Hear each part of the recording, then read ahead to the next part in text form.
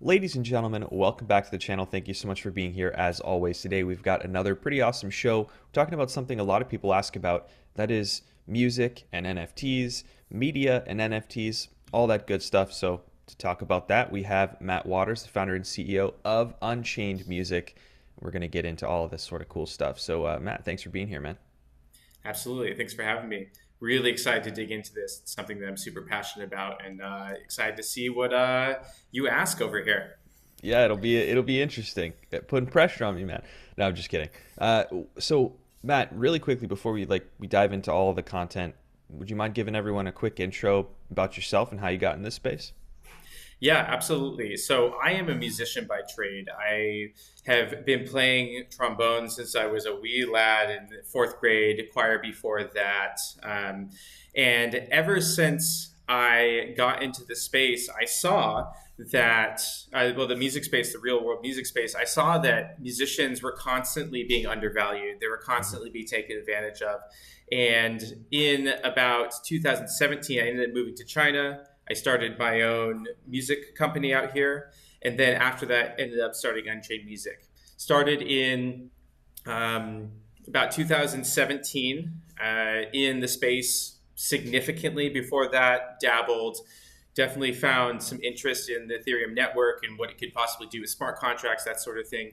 And then it wasn't until COVID hit and my buddy Mango brought my personal project in to perform for the launch of Charged Particles that we Mhm. dove into the space full time. And that is what kind of kicked everything off, going, hey, maybe we can use NFTs for more than this art. Mhm. That's fantastic. That's fantastic. So I mean, thinking about this from a musician's perspective, I guess the shift into digital media and streaming and all these things has created what one might say would be a lot of opportunity because you can more readily get your art out there. You can more readily become a recording artist or people listen to your stuff. But when it comes to the dynamics of the business, a lot of stuff is left to be desired. Yeah, 100%. And it's kind of a double edged sword, right? On one hand, you're able to get your music in front of people across the globe.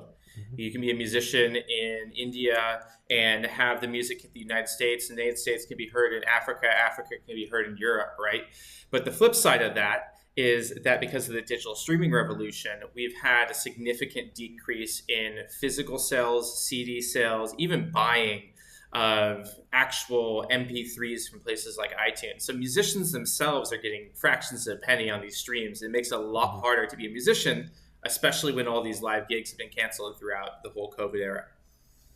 Without a doubt. And so thinking about NFTs and maybe just this general space as a way to sort of close the gap between the artist and their sort of end consumer, their end customer. I mean, from the Unchained Music side, could you give folks a view into what the vision is behind this project and how you see this playing out in the future?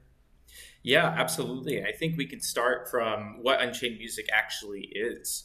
Hmm. Unchained Music is a 100% free system for musicians to distribute the music to places like Spotify, iTunes, Apple Music, Pandora, Facebook, Reg Manager, all those different places, which would traditionally be filled by a company such as DistroKid or a label distribution company. There's two different ways that these companies actually make money. Number one, they charge you a subscription fee or they charge you per release. So upfront, you pay $20, they put your music out there, right? The second way they make money is by taking a percentage of those royalties. So they put the music out there, royalties come back, they take 15%, and then you get the rest of them. Neither way is particularly attractive for artists. And what we're able to do is we're able to give 100% of the royalties back to the musician without taking any of that. We have a completely new business model here, and it's powered through DeFi. What we see ourselves doing is trying to end some of these industry practices that may have been necessary in the past, but they're not necessary now. So, what we're trying to do is find that space where there's a win win, there's a no loss system between the artist and industry. So effectively, you're taking what were middlemen before that were Mm-hmm. taking a fraction or taking a cut out of what was already maybe somewhat sparse to begin with, and providing that same service as a free service to artists. and you're Hmm. offsetting maybe where you would normally be losing that revenue by generating yield in DeFi. Yes, exactly. So with the Charge Particles protocol, we're able to mint an NFT that is a DeFi NFT. And so what that means is that when you put assets inside of there that are on Aave, say USDC in our case, you Mhm. put USDC inside the NFT that is represented or representing the artist, it gains interest over time. So as royalties come back from Spotify, from Apple, whatever, we take it from fiat into USDC, we place the USDC in the DeFi NFT, we take the interest, and the artist keeps 100% of the royalties. It's a situation that's better for everyone. That's wild. I mean, I'm a huge fan of charged particles. I think that's actually how we ended up getting in touch through Mango, through the charged particles crew. And for folks who watch the show, might have seen that episode. Fantastic. If you didn't, charged particles is this really cool protocol where you can effectively create an NFT as a container for other tokens. That could be other NFTs, or in this case, that could be fungible tokens Mm-hmm. that generate you yield in DeFi protocols. So really interesting use case. Right, absolutely. And they've been super supportive in us building this out. The community over there, I mean, people talk about community all the time within the crypto ecosystem at large, but I really do believe the community of Charged Particles is one of the best out there. Been very supportive, and everyone is kind of cheering each other on, and they've been very helpful in getting us started in building out this protocol that we're building. Community is key in this space, Mm. especially, and I think in the music space as well. One of the big ways that artists can monetize during times like this, where maybe there are fewer live shows, there might be less merch you can sell, is to find new ways to engage with your existing fan base and your existing community. So at Mhm. Unchained Music, of course, you have the core happy path, if you will, artists getting their music onto platforms, generating yield, collecting more revenue, hopefully. Mhm. Are there any plans for other forms of community engagement between artists and their fan base? Yes, absolutely. So in our roadmap, we do have what we like to call a peer-to-peer marketplace, Mhm. where differing musicians, people within the music industry, can come together and kind of collaborate. We have a issue right now where all the platforms that you can do this on are paid. Once again, they're taking 10, 15, 20, 25% Mhm. in order to find these people. So we find that we're going to be able to offer certain rewards for actions that are beneficial to artists. So, for example, things like playlisting, things like submitting tracks to decentralized record labels. These are all things that we're exploring within the context of a tokenized ecosystem. And in the future, theoretically, maybe partnering with some of these decentralized streaming services as well, both on just the audio stream, but Mhm. also one thing that I've really enjoyed during this time when there's been a lot less live music is well produced streamed live shows. Obviously it's not the same, but it's still pretty Mhm. cool. And you could do a lot of really interesting things as an artist with that medium. Yeah, 100%. And so, there are some really cool projects out there that are they're attaching or like approaching these different problems that we have in the space. Problems about decentralized music streaming, problems about new places to monetize for artists. And so, we see a potential to potentially work with them in the future. So, we're really looking forward to seeing how we can collaborate rather than compete. Love that. That's a somewhat underserved niche in the space, is to focus on collaboration with people who are aligned in vision. I think there's a lot of competition, and I get it, right? The economic incentive is let's try and be the best, Mhm. the fulcrum that everyone goes to. But there's actually a lot of room to grow in this space. And that being said, looking at 2022, we're kind of at the start of the year. What is the what are some of the other things that are on the roadmap? What's the path for Unchained Music? What are some of your goals for this year? Yeah, absolutely. Initially, I mean, we're at the end of January right now when we're recording this. Hmm. So we're going to be launching our initial phase of our beta in probably the third to fourth week of February. So we'll be starting to slowly add musicians onto the platform, testing things, making sure everything's stable. Quarter two, we're going to be adding what we like to think are world-class analytics. We're trying to do better than all of the other distribution companies out there, trying to give people a reason to use our system beyond just the simple distribution that is free, right? So it comes with free distribution and free analytics. I mean, you can't really beat that. Yeah. Third quarter, we're going to be starting to approach our peer-to-peer marketplace. So how do we incentivize different musicians working with each other, labels working with musicians, fans working with both of those things? So how do we do that? And so we have some smart contracts that we're building out to do that. And then quarter four, we're looking at deploying a token and giving distribution of our tokens. So that would basically allow us to have a initial phase over the course of this year of our ecosystem, and then iterate, build, see what the community wants, and then just go from there. Iterate from there. So I mean, you have tokens kind of throughout this roadmap, right? You've got your like the DeFi NFTs, the container NFTs through charged particles. That's sort of fundamental to the distribution channel. You've got smart contracts for the marketplace. Then you have subsequent plans for a token down the line as well to further incentivize folks to use the platform. What network or networks, plural, are you thinking about using for this? Yeah, we're going to be launching on Polygon. Okay. So charged particles right now is on Ethereum and Polygon. So for the ease of use, for the low transaction fees, for building into their system, Polygon is just the easiest choice right now. Doing what we're doing on Ethereum would be cost prohibitive at the moment. Yeah, the economics probably wouldn't work out so well, even if you're earning yield. Right, correct. But I guess any plans to go cross chain in the future, if that path were to open up for you? Yeah, I mean, the path is always open. I never want to say we're going to 100% do something or 100% not going to do something. I can give probabilities. I can say, yeah, that would be nice to do. I could see us going cross-chain. There are some issues that we do have to deal with in that. Obviously, charged particles would have to move to a different chain. We would have to find how to move assets between chains a lot easier. So there's some technical challenges right now that I could see being overcome in the next year or two. That would make this a possible reality. Nice. And do you have any artists that are chomping at the bit to jump on here?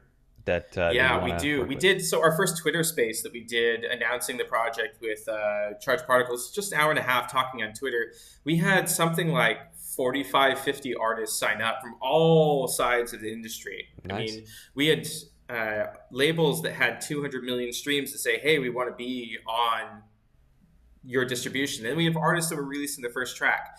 And so it was really nice to see the initial response of people going, wow, I want that. That is cool, without even seeing what it looks like, right? They see the landing page and they see the sign up for the beta and they're like, no, I'm in, let's do it.